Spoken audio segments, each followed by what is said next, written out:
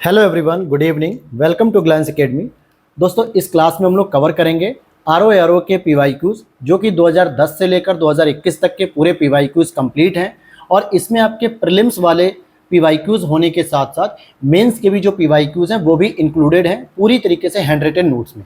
इससे पहले हम लोगों ने एंशिएंट हिस्ट्री कवर किया था, मिडिवल हिस्ट्री कवर किया, ज्योग्राफी कवर किया, एनवायरनमेंट और पॉलिटी।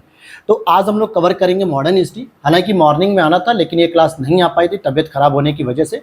तो चलिए शुरू कर देते हैं। और ये आपकी आगामी UP PCS prelims, RO prelims दोनों ही एग्जाम के लिए बहुत ही बेनिफिशियल है। तो शुरू करते हैं। चैनल पे पहली बार हो तो सब्सक्राइब कर लेना और वीडियो अच्छी लगेगी तो लाइक कर देना। तो आधुनिक भारत का अगर हम प्रीलिम्स वाला प्रश्न सॉल्व करते हैं, और पहला ही हम प्रीलिम्स देखेंगे आपके 2021 का प्रीलिम्स। पहला प्रश्न क्या है, यहाँ पर पहले प्रश्न को अगर हम देखें कि भारत आने वाले जो पुर्तगाली यात्री थे वो कौन कौन से थे। यहाँ पे लिखा हुआ है कि दुआर्ट बारबोसा के नाम से, डोमिंगो पायस के नाम से और फर्नाओ नूनिस के नाम से। अगर नूनिस भी आता है, बारबोसा भी आता है और डोमिंगो पायस, इस तरीके से नाम आते हैं। इनके पूरे नाम नहीं भी आते हैं। लेकिन एक और व्यक्ति आया था जो कि पुर्तगाली नहीं था दोस्ती, बल्कि वो क्या था, ब्रिटेन का निवासी था। पीटर मुंडी उसका नाम था। तो ऑप्शन में आपका आ गया था 2021 में कि इनमें से कौन सा ऐसा यात्री है जो पुर्तगाली यात्री नहीं है। तो तीन तो पुर्तगाल से आए हुए थे और पीटर मुंडी कहाँ से आया था, ब्रिटेन से आया था। अगला यहाँ पे कुछ घटनाओं के कालक्रम दिए गए हैं, उनके मिलान करने हैं। यहाँ पर दे रहा है कालक्रम में, जैसे जेम्स ऑगस्टस हिक्की द्वारा बंगाल गजट का प्रकाशन 1780 में किया गया। और ये जो है कि पहली बार जो हिंदी में पत्र छापा गया था, मतलब हिंदी में पहला पेपर था जेम्स ऑगस्टस हिक्की के द्वारा। फिर विलियम जोन्स के द्वारा बंगाल एशियाटिक सोसाइटी की स्थापना 1784 में हुई। तो 1780 के बाद 1784 हो गई और इसकी स्थापना कलकत्ता में की गई थी। गोपाल कृष्ण गोखले के द्वारा सर्वेंट्स ऑफ इंडिया सोसाइटी की स्थापना 1905 में पुणे में की गई थी, महाराष्ट्र में। लाला हरदयाल जी के द्वारा गदर पार्टी की स्थापना 1913 में सैन फ्रांसिस्को यूएसए के अंतर्गत की गई थी। तो ये चार घटनाएं दी गई थी और उनको कालक्रम के साथ सेट करना था। तो चारों घटनाओं से संबंधित किसने किसने इसको शुरू किया, चाहे वो पत्रिका हो चाहे संगठन हो, और किस वर्ष में शुरू हुआ ये भी आपने देखा। अगले प्रश्न की ओर चलते हैं। यहाँ पर पूछा जा रहा है फोर्ट विलियम कॉलेज की स्थापना 10 जुलाई 1800 ईस्वी में लॉर्ड वेलेस्ली के द्वारा कलकत्ता के फोर्ट विलियम कॉम्प्लेक्स में की गई थी। असल में इसका जो प्रयोग था, जो यहाँ पे ब्यूरोक्रेट्स तैयार हो रहे थे, जो सिविल सर्विसेज की परीक्षाएं हो रही थी, उनको ट्रेनिंग देने के लिए इस कॉलेज की स्थापना भारत में की गई थी। जबकि इसको आगे चलकर क्या किया गया, ब्रिटेन में हैलीबरी नाम की जगह में शुरू कर दिया गया। इसका मुख्य उद्देश्य था ब्रिटिश अधिकारियों को भारतीय भाषाओं की शिक्षा देना, क्योंकि अगर आपको भारत में शासन करना था तो भारत की परंपरा, संस्कृति और यहाँ की भाषा को सीखना सबसे ज्यादा जरूरी था। क्योंकि ब्रिटिश बोलते थे अंग्रेजी और भारतीय लोग बोलते थे अपनी क्षेत्रीय भाषा, स्पेशली बंगाली बोलते थे, मराठी बोलते थे, हिंदी बोलते थे, उड़िया बोलते थे। और 1802 में डायरेक्टरों के आदेश पर इस कॉलेज को बंद कर दिया गया भारत में, और इसकी जगह पे 1806 ईस्वी में इंग्लैंड के हैलीबरी में अब प्रशिक्षण देना शुरू किया गया। तो ये जो स्कूल था मुख्य रूप से क्यों शुरू किया गया था ये भी आपने देख लिया। अब यहाँ पे अगला प्रश्न है, भारतीय प्रश्नों पर विवेचना के लिए दादा भाई नौरोजी ने 1866 में लंदन में ईस्ट इंडिया एसोसिएशन का गठन किया था। बिल्कुल सही बात है।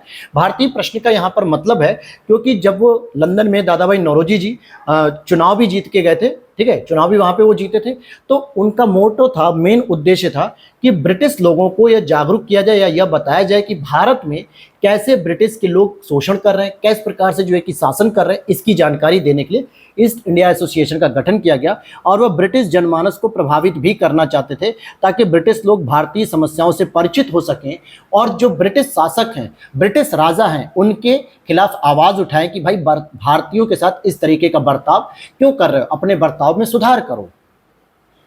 अगला प्रश्न यहाँ पे, भारतीय सिविल सेवा के संदर्भ में भारतीय सरकार अधिनियम या भारत सरकार अधिनियम 1919 में भारतीय सिविल सेवा के लिए एक अलग परीक्षा का प्रावधान किया गया जो भारत में होनी थी। यानी क्या हुआ कि 1919 के अधिनियम में पहली बार ऐसा हुआ कि एक परीक्षा का प्रावधान किया गया जिसको भारत में भी आयोजित किया जाएगा। भारतीय सिविल सेवा में 1941 में भारतीयों का प्रतिशत यूरोपवासियों से अधिक था, क्योंकि भारतीय अपनी योग्यता और प्रतिभा के धनी थे, उनको प्लेटफॉर्म नहीं मिल रहा था। जैसे मंच मिला उन्होंने बढ़िया प्रदर्शन किया और बहुत सारे लोग उसमें आईसीएस की परीक्षा में क्वालिफाई हुए। फिर यहाँ पे भारतीय शासन अधिनियम 1919 के द्वारा 1926 में लोक सेवा आयोग का गठन किया गया और इसी अधिनियम के तहत पहली आईसीएस परीक्षा 1922 में इलाहाबाद में आयोजित की गई थी। इससे पहले कहाँ आयोजित होती थी? ब्रिटेन में होती थी, लंदन में। तो भारत के जो लोग प्रतिभाशाली थे, योग्यता के धनी थे, परंतु आर्थिक रूप से गरीब होने की वजह से वो इस परीक्षा में जा नहीं सकते थे, ब्रिटेन जाने का खर्चा होता था। लेकिन कुछ लोग जो प्रतिभाशाली होने के साथ साथ संपन्न परिवार से भी थे, वो लोग ब्रिटेन में गए भी, परीक्षा भी दी और क्वालिफाइड भी हुए। तो यहाँ पर लोक सेवा आयोग कौन था? ली आयोग के नाम से उसको जानते थे। ब्रिटिश उपनिवेशवाद के विरुद्ध भोजपुरी में लोकप्रिय कविता फिरंगिया करके थी। इसको लिखने वाले कवि का क्या नाम है? मनोरंजन प्रसाद। 1921 में असहयोग आंदोलन के दौरान इसको लिखा गया था। बहुत ही चर्चित ये पंक्ति है, बहुत ही चर्चित कविता है, जिसको कई बार एग्जाम में पूछा जाता है। अब यहाँ पर हम अगला प्रश्न देखते हैं, क्वेश्चन नंबर 7। काकोरी षड्यंत्र केस 9 अगस्त 1925 को हुआ था और इसमें जो प्रधान आरोपी थे वो पंडित रामप्रसाद बिस्मिल जी। इनको उत्तर प्रदेश के किस शहर में फांसी दी गई थी दोस्तों? गोरखपुर में दी गई थी। गोरखपुर में दी गई थी और 19 दिसंबर 1927 को 4 लोगों को इनके साथ फांसी दी गई। एक तो रामप्रसाद बिस्मिल जी खुद ही थे और इनका जन्म दोस्तों कहाँ पे हुआ था? शाहजहांपुर में हुआ था 1897 को। लेकिन इनके साथ जो 3 और लोग थे जिनको फांसी दी गई, एक तो राजेंद्र लाहिड़ी जी को फांसी दी गई थी, अशफाक उल्लाह खां जी को फांसी दी गई थी, गोंडा में दी गई थी इनको, और रोशन सिंह को दी गई थी इलाहाबाद में फांसी। राजेंद्र लाहिड़ी को कहां पे फांसी दी गई थी ये मैंने आपके लिए छोड़ दिया, कई बार होता है मिलान करने को आता है। तो रामप्रसाद बिस्मिल जी को गोरखपुर में फांसी दी गई, अशफाक उल्लाह खां को गोंडा में दी गई और रोशन सिंह को इलाहाबाद में दी गई थी। लेकिन राजेंद्र लाहिड़ी को कहां दी गई थी ये आप कमेंट सेक्शन में बताना। और काकोरी षड्यंत्र का नया नाम उत्तर प्रदेश सरकार के द्वारा काकोरी ट्रेन एक्शन कर दिया गया है, काकोरी ट्रेन एक्शन डे। और ये किस संगठन के द्वारा किया गया था? तो 1924 में एक एचआरए संगठन का गठन किया गया था, हिंदुस्तान रिपब्लिकन एसोसिएशन। इसी का मेन मोटो था कि हम लोग एक स्वदेशी डकैती करेंगे, कि हम अपने ही देश का धन लूट रहे हैं। कोई ब्रिटेन वाले अपने बाप के यहां से नहीं लाए थे, ब्रिटेन वाले ब्रिटिश से नहीं लेके आए थे, लंदन से नहीं लेके आए थे, वो तो भारतीय धन ही है। तो इन्होंने इसको स्वदेशी डकैती के नाम से भी नॉमिनेट या यूं कहें कि संज्ञा दी। तो ये एचआरए संगठन जो आपका 1924 में गठित हुआ और इसी के द्वारा ये पहली एक्टिविटी की गई थी। रविन्द्रनाथ टैगोर जी ने नाइटहुड की उपाधि को त्याग दिया था। कब? क्योंकि 13 अप्रैल 1919 को जब जलियांवाला बाग हत्याकांड हुआ था, उसका विरोध करते हुए रविन्द्रनाथ टैगोर जी ने अपनी नाइटहुड की उपाधि भी त्याग दी थी, कि मुझे ऐसे किसी भी ब्रिटिश शासन की कोई उपाधि नहीं चाहिए जो मेरे ही अपने भारतीय भाई बहनों की हत्या कर रहे हों। तो उन्होंने इसको छोड़ दिया। नेक्स्ट प्रश्न है आपका, 18वीं शताब्दी के उत्तरार्ध में किसे प्रायः कंपनी बहादुर की शानो शौकत का स्थायी प्रतिनिधि कहा जाता है? तो दरोगा को कहा जाता था। कार्नवालिस ने प्रशासनिक सुधार या प्रशासकीय सुधार के तहत प्रत्येक क्षेत्र में एक दरोगा और उसकी सहायता के लिए पुरुष कर्मचारी की नियुक्ति की। क्योंकि जो लॉर्ड कॉर्नवालिस थे 1793 में जो आते हैं भारत में गवर्नर बन के, तो उन्होंने काफ़ी सुधार किए, जिसमें सिविल सेवा का सुधार किया उन्होंने और प्रशासनिक सुधार में पुलिस का भी सुधार किया, काफ़ी सुधार उन्होंने किए थे। जमींदारों के पुलिस अधिकार समाप्त कर दिए और अंग्रेज दंडनायकों यानी मजिस्ट्रेटों को जिले के पुलिस का भार दे दिया गया। तो जो भारतीय जमींदार थे अब वो पुलिस जैसी कार्रवाई नहीं कर सकते थे। कोतवाल जो कि मुगल काल के दौरान ये जाना था, तो नगर के पुलिस के प्रधान के रूप में जमींदार जो थे उनको भूस्वामी भी कहते थे। फिर यहाँ पे भारतीय रेलवे के बारे में कुछ प्रश्न पूछे गए थे, तो ये करंट अफेयर से रिलेटेड कर दिया गया था। उसमें 2023 तक 100% विद्युतीकरण का लक्ष्य रखा गया, बिल्कुल सही बात है। और 2030 तक शून्य कार्बन उत्सर्जन नेटवर्क भी रखा गया है। जैसे भारतीय रेलवे ने अपना टारगेट सेट किया है कि हम 2030 तक जीरो एमिशन करेंगे, अर्थात शून्य कार्बन उत्सर्जन करेंगे। लेकिन शून्य कार्बन उत्सर्जन तभी होगा जब आप इसको रिन्यूएबल एनर्जी पर शिफ्ट करोगे या फिर इलेक्ट्रिक एनर्जी पर शिफ्ट करोगे। तो 2023 तक का टारगेट था कि हम 100% पूरी रेलवे को विद्युतीकरण कर लेंगे। यानी आज भारत में कोई भी रेलवे कोयले के द्वारा नहीं चलाई जाती, पेट्रोल डीजल के द्वारा नहीं चलाई जाती, ऐसा इसका मानना है। अब देखते हैं ग्राउंड लेवल पे कितना हुआ कितना नहीं हुआ, हम उस पर डिबेट नहीं करेंगे। भारत विश्व का तीसरा सबसे बड़ा रेल नेटवर्क है और बजट 2022-23 में एक स्टेशन एक उत्पाद योजना को भी शुरू किया गया था। पहले आपने देखा होगा हमारे यूपी में ओडीओपी शुरू किया गया था 2018 में, वन डिस्ट्रिक्ट वन प्रोडक्ट, यानी प्रत्येक डिस्ट्रिक्ट की एक जो महत्वपूर्ण वस्तु है उसको हम लोग क्या करेंगे, प्रचार प्रसार करेंगे, जीआई टैग देने का प्रयास करेंगे और भारत के स्तर पे और भारत से बाहर भी उसकी डिमांड बढ़ाने की कोशिश करेंगे, जिससे लोगों को रोजगार भी मिलेगा और आर्थिक विकास भी सुनिश्चित होगा और गरीबी भी दूर होगी। ठीक उसी चीज को आधार बनाते हुए एक स्टेशन एक उत्पाद योजना भी शुरू कर दी गई कि प्रत्येक स्टेशन पे कोई ना कोई उस जिले का जो प्रमुख वस्तु होगी उसका भी प्रमोशन करेंगे। नेक्स्ट देखते हैं, संस्कृति के 4 अध्याय। बहुत ही फेमस ये पुस्तक है, इसको रामधारी सिंह दिनकर जी ने लिखा था। इनकी अन्य रचनाओं में रेणुका, हुंकार, रसवती, सामधेनी, कुरुक्षेत्र, उर्वशी, रश्मिरथी, यानी ये थोड़ा सा वीर रस से संबंधित ज्यादा कविताएं लिखते थे। अब यहाँ पे अगले प्रश्न को देखते हैं। देखिए अभी हम प्रीलिम्स की ही बात कर रहे हैं, प्रीलिम्स में पेपर में प्रश्न ज्यादा आते हैं इस मॉडर्न हिस्ट्री के, इसीलिए अभी आप 12 प्रश्न पे आ गए, लेकिन अभी 2021 का ही प्रीलिम्स चल रहा है। द्वितीय आंग्ल मैसूर युद्ध कब हुआ था? तो 1780 से 84 के बीच में हुआ। द्वितीय आंग्ल फ्रांसीसी युद्ध कब हुआ? 1750 से 54 के बीच में हुआ, जिसको हम आंग्ल कर्नाटक वॉर भी कह देते हैं। द्वितीय आंग्ल मराठा युद्ध कब हुआ? 1803 से 1805 में हुआ, जो बेसिन की संधि के बाद हुआ था। और द्वितीय आंग्ल अफगान युद्ध कब हुआ? 1878 से 80 में। तो ये सारे के सारे सेकंड वॉर को जो है कि कंफ्यूजन करने के लिए आपसे पूछा गया। नेक्स्ट है, बाल गंगाधर तिलक द्वारा केसरी समाचार पत्र का प्रारंभ किया गया था 4 जनवरी 1881 में।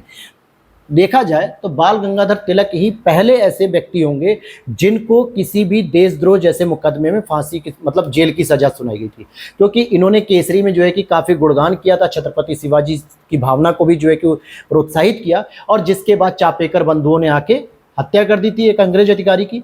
और इसको जब बेसिक कारण ढूंढा गया कि चापेकर बंधु किससे प्रभावित थे, तो उन्हें पता चला कि तिलक की एक पत्रिका है, मतलब समाचार पत्र है, पुस्तक केसरी, उससे प्रभावित होकर तो तिलक पे क्या किया गया, देशद्रोह का मुकदमा लगा दिया गया। और देशद्रोह के मुकदमे के मामले में जेल जाने वाले पहले व्यक्ति हैं। खुदीराम बोस जी की मृत्युदंड बात करें 11 अगस्त 1908, और ये सबसे कम आयु के फांसी प्राप्त करने वाले व्यक्ति हैं 18 वर्ष की उम्र में। कर्जन वाइली की हत्या 1 जुलाई 1909 को हुई। अबुल कलाम आजाद द्वारा अल हिलाल समाचार पत्र का प्रकाशन 1912 में किया गया। अगले प्रश्न को देख लेते हैं, और ये लास्ट प्रश्न होगा 2021 का। ब्रिटिश भारत में सैन्य बल पर केंद्रीय राजस्व का कुल कितना प्रतिशत खर्च होता था? लगभग 52%, और आयोग ने आंसर 40% माना था, लेकिन 52% होता था। अब 2017 के प्री को हम लोग देख लेते हैं। तो 2017 के अगर हम प्री को देखते हैं तो यहाँ पर पहला ही प्रश्न, आपके जो तमाम प्रकार के जो विद्रोह होते थे उनकी क्या है, अभिव्यक्ति है, या यूं कहें कि उनको मिलान करने के लिए पूछा गया है। अब जैसे यहाँ पर अगर आप देखोगे, अहोम विद्रोह आपके असम में हुआ था, और उसके नेतृत्वकर्ता कौन थे? गोमधर कुंवर जी थे, और 1828 को किया गया था। फिर कोल विद्रोह की बात करेंगे, 1831-32 में झारखंड के क्षेत्रों में हुआ था। संथाल विद्रोह भी आपके संथाल क्षेत्र जो झारखंड का एरिया आता है 1855-56 में किया गया था। और इसके बाद अंग्रेजों को बैकफुट पे आना पड़ा, और उन्होंने नियम के तहत संथाल परगना का जो है कि निर्माण किया, और यह भी कहा कि यह अनुसूचित जाति जनजाति का क्षेत्र है जिसमें किसी भी प्रकार का सरकारी हस्तक्षेप नहीं होगा। और मोपला विद्रोह आपका 1921 में हुआ था। यह सामान्यतः हिंदू और मुसलमानों के विरोध में तो था ही था, आपस में था, लेकिन इसको बाद में अंग्रेजों ने सांप्रदायिक रंग प्रदान कर दिया। मोपला विद्रोह आपका केरल में हुआ था। इसमें क्या था कि जो हिंदू जमींदार हुआ करते थे और मुसलमान जो किसान होते थे वो एक दूसरे का शोषण कर रहे थे, यानी जो जमींदार थे वो किसानों का शोषण करते थे। लेकिन दुर्भाग्य ये था कि जो किसान थे वो मुसलमान थे और जो जमींदार थे वो हिंदू थे, जिसकी वजह से अंग्रेजों को ये मौका मिला कि हिंदू मुस्लिम की आग को भड़का दिया जाए। और ये वही समय है जिस समय अंग्रेजों के खिलाफ 1919-20 में खिलाफत आंदोलन शुरू किया गया था, मुस्लिमों को एकजुट करके। असहयोग आंदोलन के माध्यम से गांधी जी ने हिंदुओं को एकजुट किया, तो हिंदू मुस्लिम एकता मजबूत हो गई थी। और अंग्रेज भी ऐसा मौका ढूंढ रहे थे कि कैसे भी कोई एक मौका मिले जहां पे हम हिंदू और मुसलमानों को अलग कर सकें। तो उन्होंने तुरंत मोपला विद्रोह पे अटैक किया और उसको क्या किया, हिंदू मुस्लिम का रंग देते हुए सांप्रदायिक दंगों में बदल दिया था। अब यहाँ पे अगले प्रश्न को देखते हैं। लिखा हुआ है कि चंपारण कृषि जांच समिति का सदस्य कौन था? तो गांधी जी भी थे, जी रायनी भी थे, डीजे रीड भी थे, M.E. टेबर भी थे, L.C. अडामी भी थे, और हरिहर प्रसाद नारायण सिंह भी थे। ये चंपारण कृषि कौन सी है? जो 1917 में महात्मा गांधी जी के नेतृत्व में तिनकठिया पद्धति को समाप्त किया गया। चंपारण में जो किसानों के विरोध जो थे, राजकुमार शुक्ल ने जब बुलाया था, और उसकी जांच करने के लिए कमेटी बनाई गई थी जिसमें गांधी जी को भी सदस्य बनाया गया था। बिहार के गवर्नर ने एडवर्ड गाइड द्वारा FG सलाई की अध्यक्षता में कृषि जांच समिति का गठित किया था, और इसमें गांधी जी को भी भारतीय रूप में शामिल किया गया था। कूका आंदोलन की नींव पड़ी थी भगत जवाहर भगत जवाहर मल या सियान साहब भी इनको कहते हैं 1804 में 1840 में पंजाब में। ये कूका विद्रोह है दोस्तों, पंजाब में हुआ था। और एक कूकी विद्रोह है, कूकी जो विद्रोह कौन सा था, जनजातीय विद्रोह था, ये नॉर्थ ईस्ट के राज्य में हुआ था। धार्मिक आंदोलन था ये शुरू में कूका आंदोलन, लेकिन बाद में राजनीतिक आंदोलन में ये बदल गया। अब यहाँ पे कुछ नई नई नीतियां थी, जैसे स्थानीय स्वशासन की बात करेंगे तो इसको लॉर्ड रिपन महोदय लेकर आते हैं, ठीक है। और इनको भारत के लिए बहुत उदारशील या लिबरल तरीके का शासक माना गया था, गवर्नर जनरल बेहतर काम करते थे। सहायक संधि की बात करेंगे तो लॉर्ड वेलेस्ली लेकर आता है इसको 1798 में। और राज्य अपहरण नीति यानी कि व्यापकगत सिद्धांत जिसको हम कहते हैं, लॉर्ड डलहौजी लेके आता है 1848-50 के आसपास। और स्थायी बंदोबस्त की व्यवस्था लॉर्ड कॉर्नवालिस लेके आता है 1793 में। तो ये भी कई प्रमुख नीतियां हैं जो पूछा जाता है। फिर यहाँ पे कुछ काल क्रमानुसार है मॉडर्न हिस्ट्री में, जैसे नेहरू रिपोर्ट जो आती है वो 15 अगस्त 1928 को आती है। और ये नेहरू कौन थे, एमएल नेहरू थे, यानी कि मोतीलाल नेहरू जी थे जो जवाहरलाल नेहरू जी के पिता थे।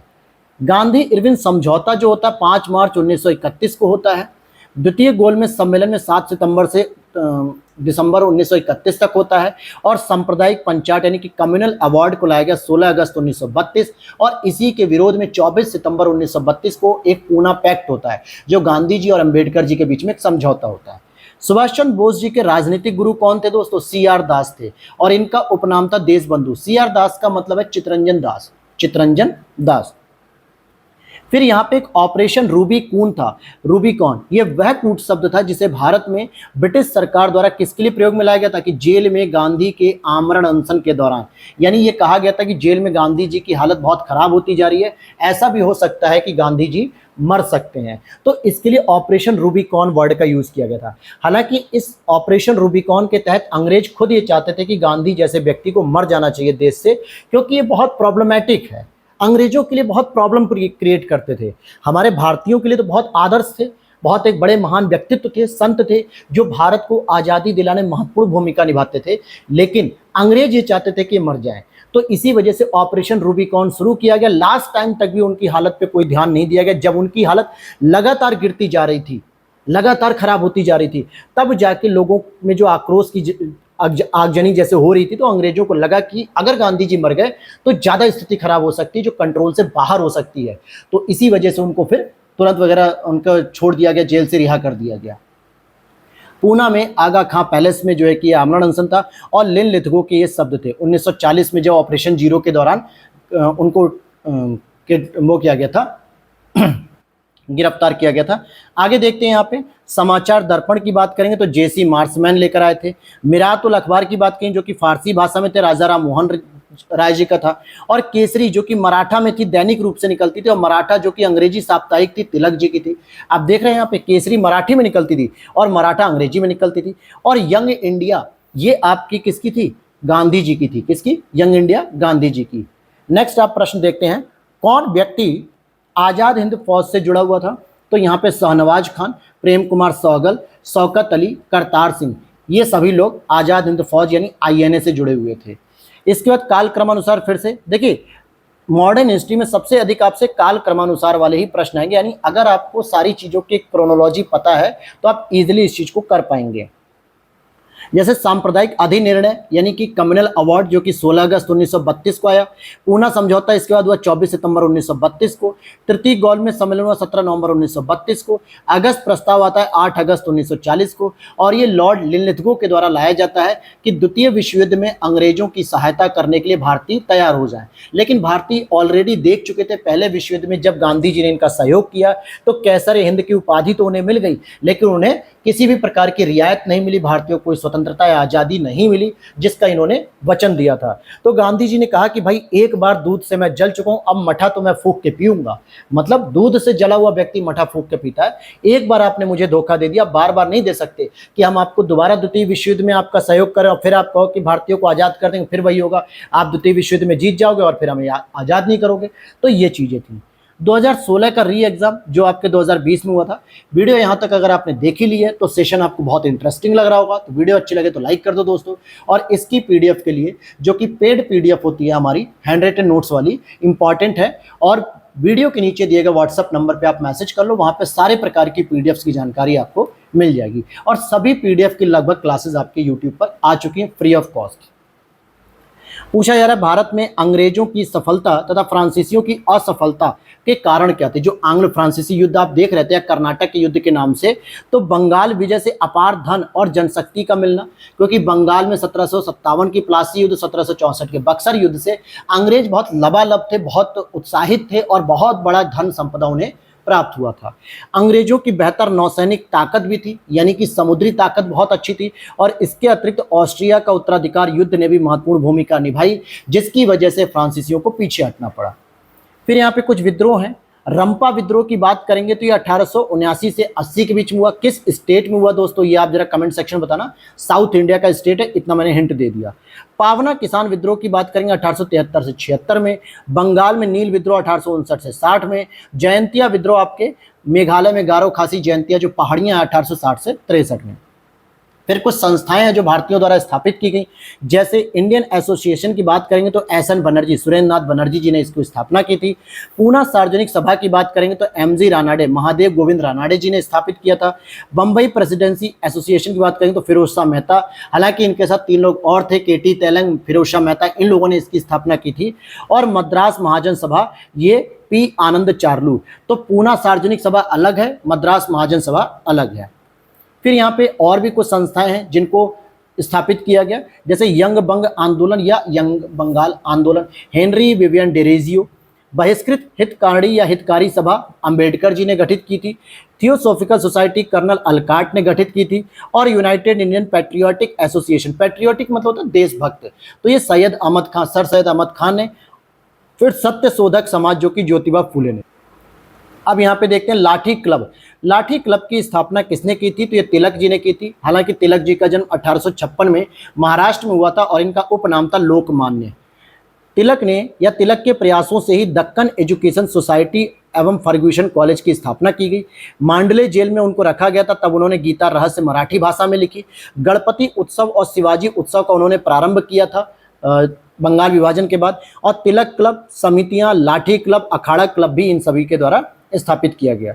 नेक्स्ट है आपका इंपीरियल गजेटियर के संकलनकर्ता कौन है, विलियम विल्सन हंटर।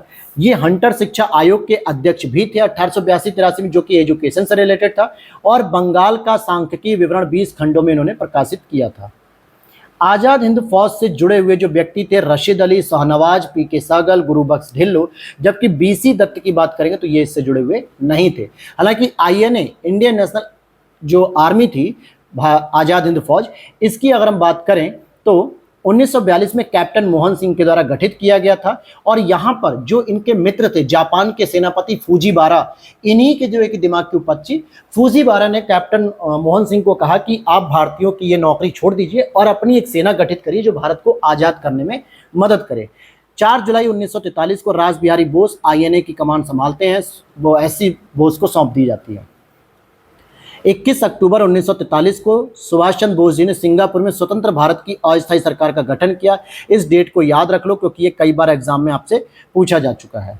नेक्स्ट हम देखते हैं 1942 के भारत छोड़ो आंदोलन के बारे में। 9 अगस्त 1925 को, एक मिनट यहाँ पर दोस्तों थोड़ा सा करेक्ट कर लेना, ये 9 अगस्त 1942 होना चाहिए, ठीक है। 9 अगस्त 1942 को शुरू किया गया। आंदोलन के पूर्व ही महात्मा गांधी जी समेत सभी बड़े नेताओं को गिरफ्तार कर लिया गया, जैसे सरोजनी नायडू थी, महात्मा गांधी जी थे, जवाहरलाल नेहरू जी थे। इन लोगों को गिरफ्तार कर लेने के कारण ही आंदोलन क्या हो गया, स्वतः स्फूर्त हो गया, अर्थात बिना नेतृत्व का हो गया। और ब्रिटिश सरकार द्वारा कांग्रेस को असंवैधानिक घोषित कर दिया गया था। अच्छा, इनको जो गिरफ्तार किया गया था ना, वो जो ऑपरेशन का नाम दिया गया था वो था ऑपरेशन जीरो, यानी रात 12 बजे ही इन्हें गिरफ्तार कर लिया गया 8 तारीख में। अब यहाँ पे कुछ घटनाओं के कालक्रम है, जैसे अगस्त प्रस्ताव की बात करेंगे 1940, जो लॉर्ड लिनलिथगो लेकर आए थे सेकेंड वर्ल्ड वॉर में भारतीयों का सहयोग लेने के लिए। क्रिप्स प्रस्ताव भी इसी से संबंधित था, 1942 में आया। सीआर फॉर्मूला, सी राजगोपालाचारी जी का फॉर्मूला था 1944 में। और वेवेल योजना आपकी आई थी 1945 में। हालांकि सीआर फॉर्मूला मुस्लिम लीग और कांग्रेस के बीच में जो गतिरोध थे, राजनीतिक गतिरोध थे, उनको समाप्त करने के लिए लाया गया था। अगला प्रश्न है, ईश्वर के बारे में सोचने के लिए मेरे पास वक्त नहीं है क्योंकि अभी इस धरती पर बहुत काम किया जाना बाकी है। यह स्टेटमेंट ईश्वरचंद विद्यासागर जी के हैं। 19वीं शताब्दी के बंगाल के प्रसिद्ध दार्शनिक थे, शिक्षाविद थे, समाज सुधारक थे, लेखक थे, परोपकारी व्यक्ति थे। इनके प्रयासों से विधवा पुनर्विवाह कानून 1856 में पारित हुआ, जो कि राजा राम मोहन राय जी का एक अधूरा कार्य रह गया था। बक्सर के युद्ध की बात करें तो 22 अक्टूबर 1764 क्लाइव का पुनः भारत आगमन हुआ था 1765, क्योंकि जब 1764 में बक्सर के युद्ध को जीत लिया जाता अंग्रेजों के द्वारा, तो अंग्रेजों को संधि करनी थी बंगाल से, अवध से, दिल्ली के नवाबों से। तो इस संधि को करने के लिए रॉबर्ट क्लाइव को बुलाया जाता है और वो विस्तृत तरीके से इलाहाबाद की दो संधि करता है, 12 अगस्त और 16 अगस्त को। ये दो संधियां करते हैं और उसी संधि के माध्यम से कड़ा, मानिकपुर, जमींदारी, ये सारी जो है कि आपने जो पढ़ी है वो चीजें ग्रहण कर लेते हैं। इलाहाबाद की संधि देखिए 16 अगस्त 1765 दिया हुआ है, एक 12 अगस्त को भी होती है। और वॉरेन हेस्टिंग्स का भारत का गवर्नर बनना 1773 के रेगुलेटिंग एक्ट द्वारा इनको बनाया गया। फिर यहाँ पे कुछ संधियां हैं। एक्सला चैपल की संधि, एक्सला सैपल की संधि 1748 में हुई थी। ला बारदोनास द्वारा मद्रास पर अधिकार 1746 में। डुप्ले की पदच्युति यानी कि डुप्ले को पद से हटा देना जो कि फ्रांस का था 1754 में। नेक्स्ट है आपका पूर्ण राष्ट्रीय स्वतंत्रता की घोषणा 1929 में की गई थी जवाहरलाल नेहरू जी के द्वारा, जब लाहौर में की गई थी रावी नदी के तट पर। सविनय अवज्ञा आंदोलन 1930 में शुरू किया गया था महात्मा गांधी जी के द्वारा। गांधी इरविन समझौता 1931 में था और पूना पैक्ट 1932 में था। देखिए कई बार यही सारे प्रश्न आपके घूम फिर के रिपीट हो रहे हैं। फिर यहाँ पे इटावा पायलट प्रोजेक्ट की परिकल्पना 1947 में की गई थी। इसको सितंबर 1948 से कर्नल अल्काट मेयर के निर्देशन में शुरू किया गया। फिर यहाँ पे कुछ गतिविधियां हैं, जैसे राजद्रोही सभाओं को रोकने का अधिनियम 1907 में आया, विस्फोटक पदार्थ अधिनियम 1908 में आया, भारतीय फौजदारी कानून संशोधन अधिनियम 1908 में आया, समाचार पत्र अधिनियम 1908 में, और प्रेस एक्ट 1910 और रॉलेट एक्ट आपका 1919। रॉलेट एक्ट जो था सिडनी रॉलेट की अध्यक्षता में लाया गया था। इसको काला कानून भी कहा गया, जिसमें बिना अपील, बिना वकील, बिना दलील के ही व्यक्ति को गिरफ्तार कर लिया जाएगा। 2016 के प्रीलिम्स को देखते हैं। असम में सर्वप्रथम चाय कंपनी की स्थापना कब हुई थी? 1839 में। द असम कंपनी के नाम से इसे शुरू किया गया था। 5 लाख रुपए की पूंजी के लगाकर शुरू किया गया था। इसका मुख्यालय नजीरा असम में रखा गया। 1857 के विद्रोह के दौरान बहादुर शाह जफर ने किसे साहब ए आलम बहादुर का खिताब दिया था? तो बख्त खां को दिया था। किसको? बख्त खां को दिया था। जुलाई 1851 में दिल्ली में एक विद्रोह न्यायालय की स्थापना की जिसका प्रधान बख्त खां था। नेक्स्ट देख लेते हैं। पौंडीचेरी पर कब्जा फ्रेंच का था, गोवा पे पुर्तगीज का था, ट्रांकोबार पे डेनिस इंडियन का था और मद्रास पे डच का था। फिर यहाँ पे नेक्स्ट देख लेते हैं। जो 1857 की क्रांति में लोगों ने अपने स्थानीय स्तर पे जो नेतृत्व प्रदान किया, नाना साहब जी ने कानपुर से दिया था, नवाब हामिद अली खान ने दिल्ली से दिया, मौलवी अहमदुल्ला ने लखनऊ फैजाबाद से और मनीराम दीवान दत्त ने असम से दिया था। फिर यहाँ पे कुछ सोसाइटीज़ हैं, किस वर्ष में हुई थी? बंग भाषा प्रकाशिका सभा 1836 ईस्वी, लैंड होल्डर सोसाइटी 1838, यानी ये जो जमींदारों की सोसाइटीज थी। बंगाल ब्रिटिश इंडिया सोसाइटी 1843, और इन दोनों को मिला के एक अलग सोसाइटीज बना दी जाती है 1851 में। इंडियन लीग की स्थापना 1875 में की गई थी। फिर यहाँ पे कुछ और भी स्टेटमेंट हैं, जैसे वीडी सावरकर जी की पुस्तक है the Indian war of independence 1857 के बारे में इन्होंने कहा। आरसी मजूमदार ने the sepoy mutiny and revolt of 1857 कहा। एसबी चौधरी ने द इंडियन म्यूनिटीज यानी 1857 टू 59 कहा। और रुद्रांशु मुखर्जी जी ने अवध इन रिवोल्ट, ठीक है, 1857-58 में ये स्टेटमेंट लिखा था, यानी पुस्तक लिखी थी ये। उन प्रांतों को पहचानिए जहां पर 1937 में भारतीय राष्ट्रीय कांग्रेस का मंत्रिमंडल बना था। देखा जाए तो टोटल 6 से 7 राज्यों में इनकी प्रांतीय सरकार बनी थी। मध्य प्रांत, उड़ीसा, मद्रास, बंबई, बिहार, संयुक्त प्रांत। संयुक्त प्रांत आज का हमारा यूपी है। तो 1 2 3 4 5 6 में इनकी पूर्ण बहुमत के साथ सरकार बनी। और पश्चिमोत्तर प्रांत तथा असम में कांग्रेस ने अन्य सहयोगियों के साथ मिलकर सरकार बनाई थी। तो 6 प्रांत ऐसे थे जहां पर इनकी पूर्ण बहुमत से सरकार बन जाती है।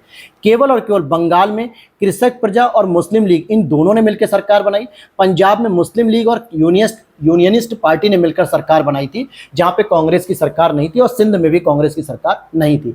तो टोटल देखा जाए तो 8 जगह कांग्रेस की सरकार थी, जिसमें 6 जगह उनकी पूर्ण बहुमत थी और 2 जगह उनका गठबंधन था। अगस्त 1925 में सेंट्रल लेजिस्लेटिव असेंबली का अध्यक्ष कौन था? विट्ठल भाई पटेल जी, जो कि सरदार वल्लभ भाई पटेल जी के बड़े भाई थे। ये स्वराज पार्टी से जुड़े हुए थे, असहयोग आंदोलन से भी जुड़े थे और रॉलेट एक्ट से भी जुड़े हुए थे। 1919 में कांग्रेस की ओर से इंग्लैंड में संयुक्त सुधार समिति के समक्ष दस्तावेज प्रस्तुत भी करने गए थे और 22 अक्टूबर 1933 में जिनेवा में ही इनकी मृत्यु हो गई थी। 18 1853 में जन्मे पश्चिमी भारत के पारसी थे, यानी गुजरात में। द इंडियन स्पेक्टेटर और वॉइस ऑफ इंडिया के संपादक भी थे ये। तो इन्हीं को क्या कहा जाता है, ये किसके बारे में बात की जा रही है अगर आप देखोगे तो उनका नाम था बहराम जी मालाबारी। नहीं, यहाँ पे दोस्तों सही कर लेना, ये तो वॉइस ऑफ इंडिया की बात हो रही ना, और इंडियन इंस्पेक्टेटर ये आपके दादा भाई नौरोजी जी को कहा जाता था। यहाँ पे ये स्टेटमेंट होना चाहिए था, ठीक है, दादा भाई नौरोजी। और दूसरा स्टेटमेंट था कि एक ऐसे व्यक्ति थे जो समाज सुधारक थे, सम्मति आयु अधिनियम 1891 के पक्ष में भी थे, प्रमुख संघर्षकर्ता, इसके लिए BM मालाबारी जी होगा। तो दूसरे स्टेटमेंट का मालाबारी, पहले वाले स्टेटमेंट का दादा भाई नौरोजी।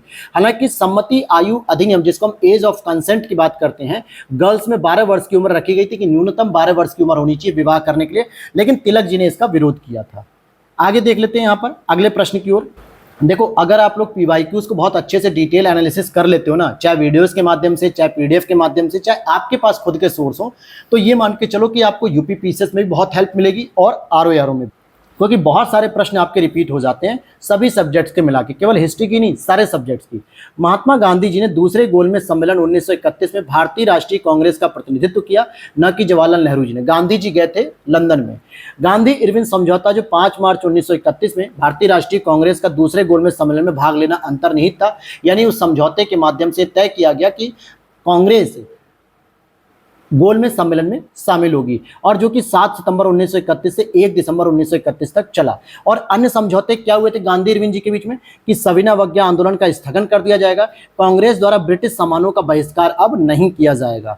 और इस सम्मेलन में, गोलमेज सम्मेलन में देखा जाए तो महिलाओं का नेतृत्व कौन कौन कर रहा था दोस्तों, तो यहाँ पे सम्मेलन में महिलाओं का नेतृत्व एनी बेसेंट कर रही थी, सरोजिनी नायडू ने भी भाग लिया था, गांधी जी SS राजपुताना नामक जहाज से गए थे, अंबेडकर दलितों का प्रतिनिधित्व कर रहे थे। अब 2014 के प्रीलिम्स को देखते हैं। रॉलेट एक्ट किस वायसराय के काल में पारित हुआ, तो लॉर्ड चेम्सफोर्ड के कार्यकाल में, जिसमें 1919 का मॉन्टेग्यू चेम्सफोर्ड आपने अधिनियम पढ़ा है, 1916 से 21 तक थे। भारतीय स्वतंत्रता अधिनियम 1947 प्रभावी था 18 जुलाई 1947 से। ब्रिटिश वस्तुओं के बहिष्कार को राष्ट्रीय नीति को अपनाया गया था 1905 में बंगाल विभाजन के विरोध में। लॉर्ड कर्जन ने 20 जुलाई 1905 को बंगाल विभाजन की घोषणा की और 7 अगस्त 1905 को कलकत्ता के टाउन हॉल में स्वदेशी आंदोलन की घोषणा की गई और इसी में बहिष्कार प्रस्ताव भी पारित किया गया था। इसके बाद फूट डालो और राज करो की नीति अपनाई गई थी लॉर्ड मिंटो के द्वारा, जो 1909 में मार्ले मिंटो सुधार आया अधिनियम, और जिसमें मुस्लिमों के लिए पृथक निर्वाचन की पद्धति को लाया गया और जिससे हिंदू और मुस्लिमों के बीच में फूट डाल दी गई। यहाँ पर सचिव कौन थे, मार्ले थे, वायसराय कौन थे, मिंटो थे। इन्होंने सुधार का भारतीय परिषद अधिनियम 1909 पारित किया, जिसे मार्ले मिंटो सुधार कहा था। इसका मुख्य उद्देश्य ही था फूट डालो और राज करो। आगे गदर पार्टी का मुख्यालय कहाँ पे था, सैन फ्रांसिस्को USA में था। 1913 में Sohan Singh Bhakna Hindustan Association of the Pacific Coast की स्थापना की और इसने गदर समाचार पत्र भी निकाला था। कौन उग्र राष्ट्रवादी नेता थे, बाल गंगाधर तिलक, लाला लाजपत राय, बिपिन चंद्र पाल, अरविंद घोष। इनको लाल बाल पाल भी कहा जाता था। 1906 के बाद ये उग्रवादी नेता हो जाते हैं, और जबकि गोपाल कृष्ण गोखले जी उदारवादी नेता रहते हैं। द ग्रैंड ओल्ड मैन किसे कहा जाता है, दादा भाई नौरोजी जी को। इनके बारे में कुछ जानकारी है, जैसे इन्होंने धन बहिर्गमन का सिद्धांत दिया, जिसको हम लोग धन निष्कासन का सिद्धांत या ड्रेन थियरीज भी कहते हैं। और अपने लेखों में इन्होंने इंग्लैंड डेट टू इंडिया इस लेख लिखे, poverty and unbritish rule in India लिखा, the wants and means of लिखा, the wants and means of India, on the commerce of India के माध्यम से धन बहिर्गमन के सिद्धांत को बताया था। अलग अलग पुस्तकों में भी डिटेल्ड एक्सप्लेनेशन दिया था। फिर कौन भारतीय संविधान सभा का अध्यक्ष स्थायी रूप से था, तो राजेंद्र प्रसाद जी को 11 दिसंबर 1946 में किया गया था। जबकि जब पहली बैठक हुई थी संविधान सभा की, तो उस समय तक परमानेंट मेंबर मतलब परमानेंट अध्यक्ष की बात नहीं थी, तो ये हुआ अस्थायी अध्यक्ष से ही काम चला लेते हैं, और उस समय सच्चिदानंद सिन्हा जी को बनाया गया था। स्वतंत्रता का नवगृहित तिरंगा पहली बार कब लहराया गया, तो 31 दिसंबर 1929 को जवाहरलाल नेहरू जी की अध्यक्षता में लाहौर अधिवेशन में। यहीं पर पूर्ण स्वराज का लक्ष्य भी घोषित किया गया था, रावी नदी के तट पर। नेक्स्ट है भूदान आंदोलन का प्रारंभ किस राज्य से हुआ, आंध्र प्रदेश में नलगोंडा जिले से, और 18 अप्रैल 1951 को विनोबा भावे जी के द्वारा शुरू किया गया। अब 2013 का प्रीलिम्स देखते हैं।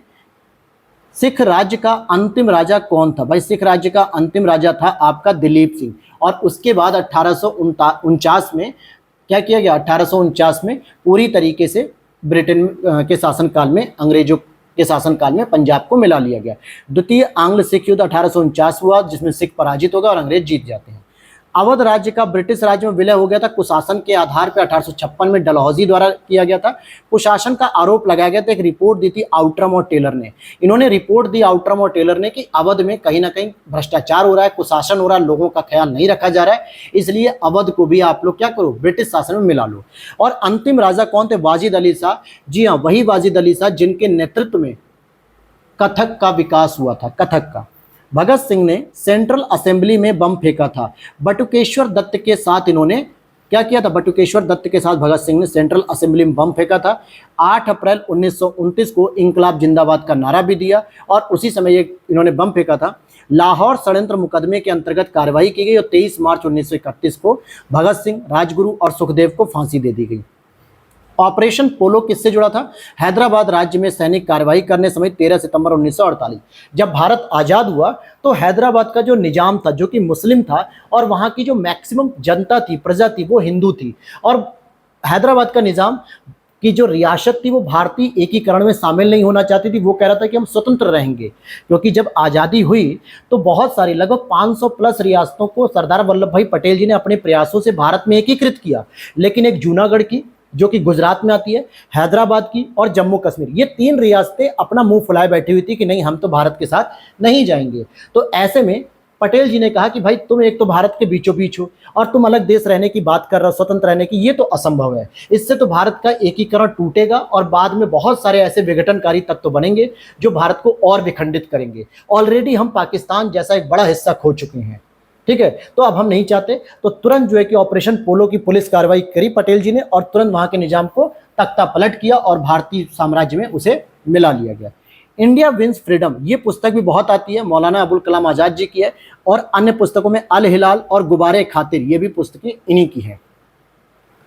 किस देश में गदर पार्टी की स्थापना हुई? तो यूएसए के सैन फ्रांसिस्को में हुई थी 25 जून 1913 को। अध्यक्ष थे सोहन सिंह भाखना जी, कोषाध्यक्ष कांसीराम जी थे, महामंत्री लाला हरदयाल जी थे।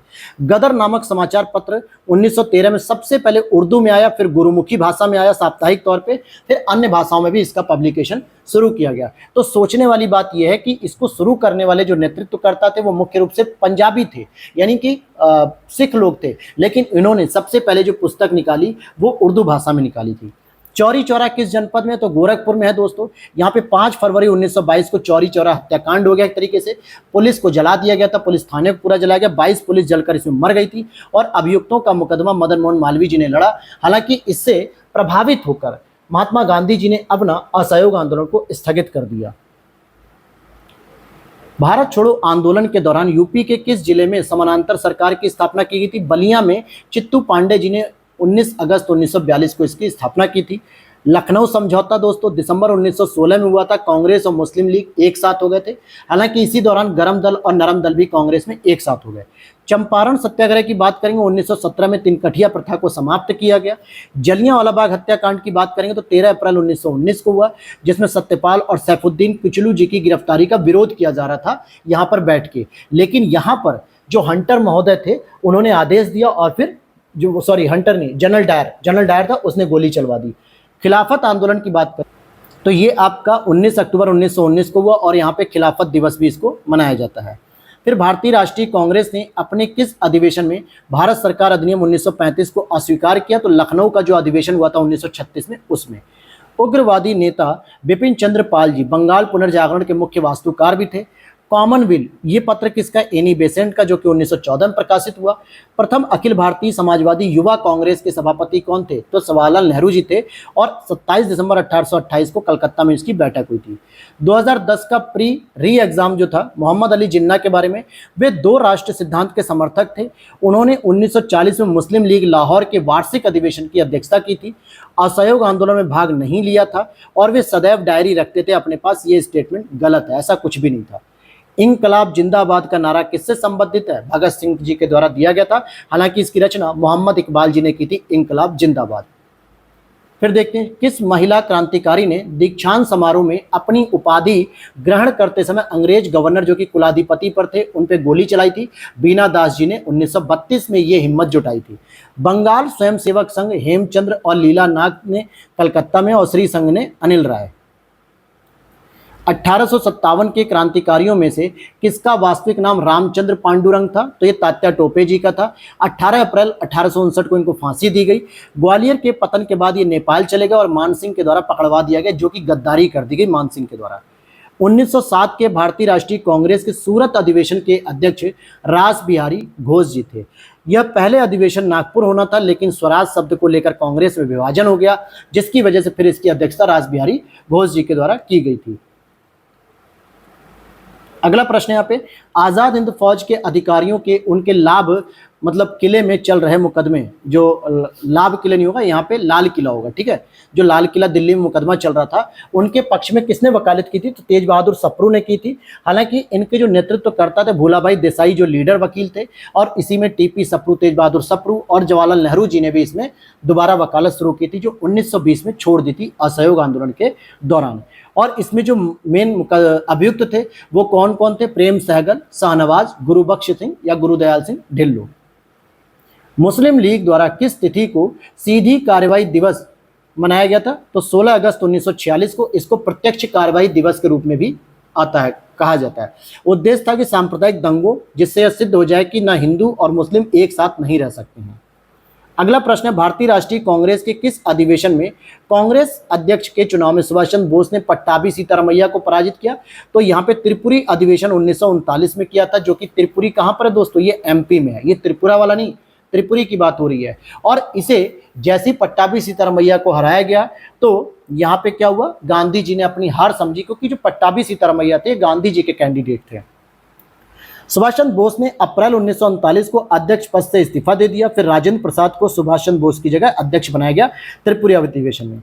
यहाँ पे कुछ पुस्तकें हैं, जैसे लाला लाजपत राय जी ने अनहैप्पी इंडिया लिखी थी, दादा भाई नौरोजी जी ने poverty and British rule in India लिखा, रफीक जकारिया ने the man who divided India लिखा, राम मनोहर लोहिया जी ने guilty man of India's partition लिखा। इसके बाद 31 दिसंबर 1929 के भारतीय राष्ट्रीय कांग्रेस के लाहौर अधिवेशन की अध्यक्षता जवाहरलाल नेहरू जी ने की थी, जहां पे पूर्ण स्वराज की घोषणा की गई थी और यह भी कहा गया कि 26 जनवरी को पहला पूर्ण स्वराज हमारा सेलिब्रेट होगा 1930 में। रावी नदी के तट पर इन्होंने ये शपथ ली थी। अब 2010 का प्री होगा और ये लास्ट हमारा प्रीलिम्स होगा, उसके बाद हम लोग मेंस को भी करेंगे। वीडियो थोड़ी लंबी होगी, लेकिन एक ही क्लास में मॉडर्न को कंप्लीट कर लेंगे।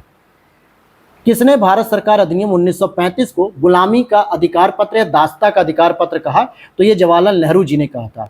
जिन्ना ने इस अधिनियम को यह पूर्णतः सड़ा हुआ, मूल रूप से बुरा और बिल्कुल अस्वीकृत है। सी राजगोपालाचारी ने इसे द्वैध शासन से भी बुरा कहा था।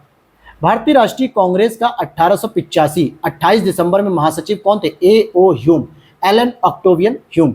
ए ओ ह्यूम ने 1884 में भारतीय राष्ट्रीय संघ की स्थापना की, जिसका प्रथम अधिवेशन 28 दिसंबर 1885 में मुंबई में स्थित गोकुल दास तेजपाल संस्कृत विद्यालय में आयोजित किया गया।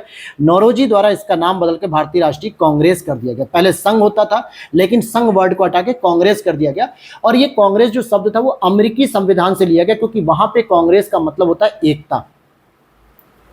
अगले प्रश्न को देखते हैं। बीडी सावरकर द्वारा स्थापित जो गुप्त संगठन था उसका नाम अभिनव भारत था। 1904 में महाराष्ट्र में स्थापित किया गया और इनके भाई गणेश दामोदर सावरकर भी इसमें शामिल थे। डेक्कन एजुकेशन सोसाइटी की बात करें, डेक्कन एजुकेशन सोसाइटी की स्थापना जस्टिस रानाडे ने की थी 1884 में पुणे में। 1891 में रानाडे ने महाराष्ट्र में विडो रीमैरिज एसोसिएशन, विधवा पुनर्विवाह संस्था की स्थापना भी की थी। फिर अगले प्रश्न की ओर देखते हैं। भारतीय ब्रह्म समाज की स्थापना किसने की? केशव चंद्र सेन ने की है। ब्रह्म समाज की स्थापना 1828 में राजा राम मोहन राय जी के द्वारा की गई थी। आगे चल के 1865 में विभाजित हो जाता है, जिसमें आदि ब्रह्म समाज देवेंद्रनाथ टैगोर के नेतृत्व में आता है और भारतीय ब्रह्म समाज ये केशव के नेतृत्व में आता है। किस आंदोलन के साथ अरुणा आसफ अली जुड़ी हुई थी? भारत छोड़ो आंदोलन या अगस्त क्रांति के रूप में भी आप इसे कह सकते हो। कांग्रेस ने साइमन कमीशन का बहिष्कार किया था, बिल्कुल सही बात है। साइमन कमीशन में एक भी सदस्य भारतीय नहीं था, इसीलिए इसको व्हाइट मैन कमीशन भी कहा गया और इसके विरोध में ही लाहौर में लाला लाजपत राय जी पर गोली मतलब लाठी चला चला कर इन्हें मार दिया गया था, घायल करके उनकी मृत्यु हुई। इसमें 7 सदस्य थे और सभी के सभी गोरे यानी श्वेत थे। 1919 के भारत शासन अधिनियम के पारित होने के 10 वर्ष के बाद आयोग की नियुक्ति की जाएगी जो जांच करेगा, इसलिए साइमन कमीशन नियुक्त किया गया था। भारतीय राष्ट्रीय कांग्रेस के 1946 में मेरठ में आयोजित अधिवेशन की अध्यक्षता किसने की थी? तो जेबी कृपलानी जी ने की थी और ये 54 अधिवेशन हो रहा था। यहाँ पे आपका देखा कि प्रीलिम्स कंप्लीट हो चुका है। अब हम लोग करेंगे 2021 से रिपीट करेंगे, लेकिन मेंस के प्रश्नों को रिपीट करेंगे, इसको सॉल्व करेंगे। तो कहीं नहीं जाना है आपको, बने रहिए वीडियो में लगातार, और बहुत ही इंटरेस्टिंग सारे प्रश्न, फैक्ट और कॉन्सेप्ट मैं आपको समझा रहा हूं, जहां से चीजें आपको और रिकॉल हो पा रही हैं। तो चलिए शुरू करते हैं 2021 के मेंस को। तो पहला प्रश्न यहाँ पर देखेंगे 2021 के मेंस का, तीनों गोलमेज सम्मेलनों में भाग लेने वाले भारतीय नेता कौन थे दोस्तों? तो अंबेडकर जी थे। जबकि दूसरे गोलमेज सम्मेलन में कांग्रेस ने भाग लिया था और उसका नेतृत्व गांधी जी ने किया। 1926 में एक नौजवान सभा करके गठित किया गया था संगठन, जिसके स्थापना किसने की थी? भगत सिंह ने की थी। और उनके साथ साथ प्रारंभिक सदस्य के रूप में छबिल दास जी थे, यशपाल जी थे, जयपाल जी थे, राजगुरु जी थे, लेकिन अंबिका चक्रवर्ती इससे संबंधित नहीं थे। अगला प्रश्न है 1929 में अखिल भारतीय ट्रेड यूनियन कांग्रेस के अध्यक्ष कौन थे? जवाहरलाल नेहरू जी थे। हालांकि एटक की स्थापना की बात करें, यानी अखिल भारतीय ट्रेड यूनियन कांग्रेस की स्थापना 1920 में हुई थी बंबई में, और एनएम जोशी जी के द्वारा की गई थी, नारायण मल्हार जोशी जी के द्वारा। और पहले अध्यक्ष उस समय लाला लाजपत राय जी को बनाया गया था।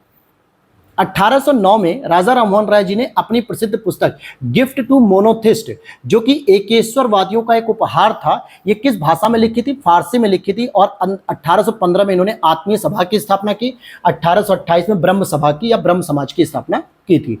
1817 में डेविड हेयर द्वारा प्रसिद्ध हिंदू कॉलेज की स्थापना की गई थी कलकत्ता में। एशिया का सबसे पुराना और आधुनिक शैक्षणिक संस्थान भी इसे कहा जाता है। कौन स्वाधीनता पूर्व भारत का राष्ट्रवादी कवि था? रंगलाल, नवीन चंद्र सेन, हेमचंद्र बनर्जी, ये सभी राष्ट्रवादी कवि थे। शिव कुमार बटालवी रोमांटिक कवि थे, जिनकी आरती, लाजवंती, लूना, अलविदा, ये सभी रचनाएं थी। अब 2017 का अगर हम मेंस देखते हैं दोस्तों, नेहरू रिपोर्ट की बात करें तो यही मोतीलाल नेहरू जी की रिपोर्ट जो 15 अगस्त 1928 को आती है। अगस्त प्रस्ताव 8 अगस्त 1940 को, क्रिप्स मिशन मार्च 1942 को, और बेवेल योजना आपके 14 जून 1945 को। फिर यहाँ पे राजनीतिक दलों की स्थापना के बारे में प्रश्न पूछा गया। भारतीय राष्ट्रीय कांग्रेस की स्थापना 1885 में, भारतीय जनसंघ जो आज वर्तमान में भारतीय जनता पार्टी के नाम से जानी जाती है 1951 में, श्यामा प्रसाद मुखर्जी जी इसके संस्थापक के रूप में हैं। भारतीय साम्यवादी दल की स्थापना 1925 में कानपुर में की गई थी, और AIADMK की स्थापना 1972 में की गई थी। फिर अगला प्रश्न है, किस अधिनियम के द्वारा ब्रिटिश संसद ने चाय और चीन के साथ व्यापार को छोड़कर ईस्ट इंडिया कंपनी के भारत के साथ व्यापारिक एकाधिकार को समाप्त कर दिया? तो 1813 के चार्टर अधिनियम। व्यापारिक एकाधिकार समाप्त करने का मतलब हो गया कि अब भारत से ब्रिटेन के केवल ईस्ट इंडिया कंपनी के लोग ही नहीं, बाकी और भी लोग जो व्यापारी थे, पूंजीपति थे ब्रिटेन के, वो भी भारत के साथ व्यापार कर सकते थे। केवल और केवल ईस्ट इंडिया कंपनी ही नहीं करेगी। लेकिन चाय और चीन के साथ अभी भी व्यापार का एकाधिकार इन्हीं का था। लेकिन अगला जो चार्टर आता है 1833, उसमें ये दोनों भी अधिकार समाप्त कर दिए जाते हैं। अर्थात 1833 से भारत के साथ कोई भी ब्रिटिश व्यापारिक कंपनी व्यापार कर सकती थी। फिर यहां पर नेक्स्ट देखते हैं, जो रिपीटिंग क्वेश्चन है आपके मेंस में आया हुआ है। बीडी सावरकर जी ने the Indian of war independence 1857 पुस्तक लिखी। आरसी मजूमदार जी ने द सिपाही इम्यूनिटी एंड द रिवॉल्ट 1857 लिखा। एसबी चौधरी जी ने civil rebellion in the Indian mutinies लिखा था, और अशोक मेहता जी ने द ग्रेट रिबेलियन लिखी थी पुस्तक। फिर यहाँ पे लाहौर प्रस्ताव जो 1940 में आता है, फज उल हक के द्वारा लिखी गई थी। पीरपुर रिपोर्ट 1938 की राजा मोहम्मद मेहंदी। Gandhian plan 1944 S N Agarwal. जनता की योजना पीपल्स प्लान 1945 एमएन रॉय का था। नेक्स्ट अगर हम देखें, ब्रिटिश सरकार ने 16 अगस्त 1932 को सांप्रदायिक पुरस्कार या सांप्रदायिक पंचायत की घोषणा की थी। ब्रिटिश के प्रधानमंत्री उस समय रैमजे मैकडोनाल्ड थे, इन्होंने शुरू की थी। और इसके तहत प्रत्येक अल्पसंख्यक समुदाय के लिए विधानमंडलों में कुछ सीटें आरक्षित की गई थी, जिसके लिए सदस्यों का चुनाव पृथक निर्वाचक मंडलों से होना था। हालांकि 1932 सितंबर में पूना पैक्ट नाम से भी एक समझौता हुआ जो इसके खिलाफ हुआ। अर्थात जैसे कि 1909 में मार्ले मिंटो सुधार से मुस्लिमों के लिए पृथक निर्वाचन कर दिया गया था, ठीक उसी प्रकार से इसमें अनुसूचित जाति जनजातियों के लिए भी अलग निर्वाचन की व्यवस्था की गई थी, जिसका विरोध गांधी जी ने किया। और फिर एक पूना समझौता हुआ अंबेडकर जी के साथ। 2016 री एग्जाम की बात करेंगे तो काल क्रमानुसार सिक्किम का विलय भारत में 1850 में किया गया, मतलब कि ब्रिटिश शासन में। पंजाब का विलय 1849, बर्मा का विलय 1852 और झांसी का विलय 1853। ये बहुत इंपॉर्टेंट है। तेभागा आंदोलन 1946 से 47 तक हुआ। मोपला विद्रोह 1921 में। पावना किसान विद्रोह 1879 से 80। बंगाल नील विद्रोह 1859 से 60 तक हुआ। मोहम्मडन एंग्लो ओरिएंटल कॉलेज की स्थापना 1875 में की गई थी अलीगढ़ में। सर सैयद अहमद खां जी ने की थी और पहले चांसलर इसके थियोडेर मेनन थे।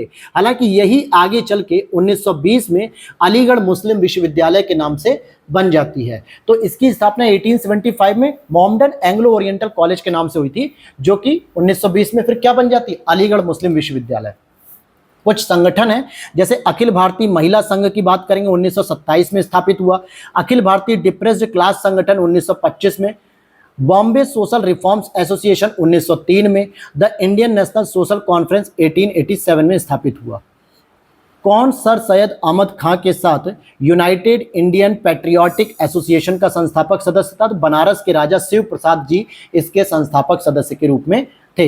लखनऊ में स्थापित अखिल भारतीय किसान कांग्रेस के महासचिव किसे चुना गया? एनजी रंगा जी को, जो कि महासचिव थे, और प्रथम अध्यक्ष स्वामी सहजानंद जी थे। इसकी स्थापना 11 अप्रैल 1936 को। ये जो थी अखिल भारतीय किसान कांग्रेस का मतलब हो गया कि पूरे भारत में जो छोटे छोटे किसान समर्थक जो संगठन थे उनको एकजुट करके अखिल भारतीय स्वरूप दिया गया। हालांकि हमारे 1918 में ही संयुक्त प्रांत किसान सभा या अवध किसान सभा के नाम से गठित की गई थी 1918 में।